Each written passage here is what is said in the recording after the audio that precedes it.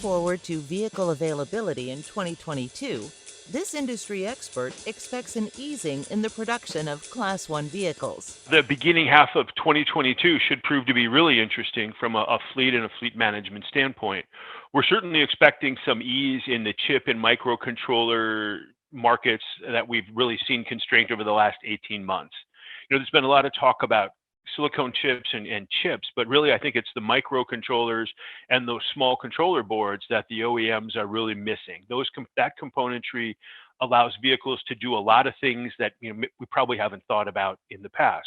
One of the biggest issues and what's holding up a lot of production, so I'm told, is with the 2021 and 22 emissions, most vehicles in a certain class, I think class 1 and class 2, have to have an auto stop and an auto start function to them. So when you pull to a light, touch the brake, the vehicle stops. When you let off the brake and move to the accelerator, the vehicle restarts and you move forward again.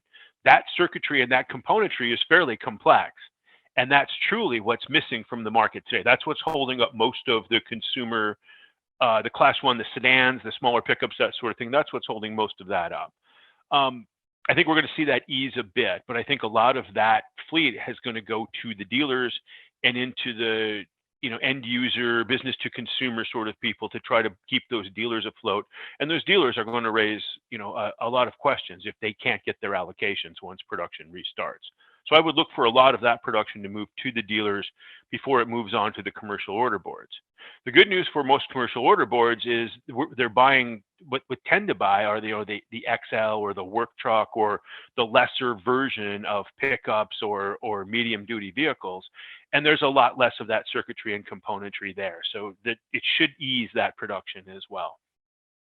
I don't think we'll see full production or at least a full production year in 2022, but it certainly should be closer to normal than 2021.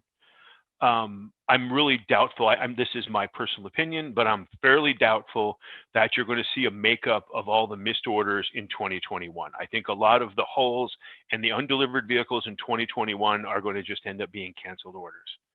So I would expect we're going to see this tightness in the new vehicle market going forward for at least the next year. You're going to watch the used vehicle market float along for a little bit in the first 2 quarters. There may be some softening late summer, early autumn. And then from there, I would watch to see. I don't expect a hard landing for either one, but we certainly should see some tapering in price come the end of 2022.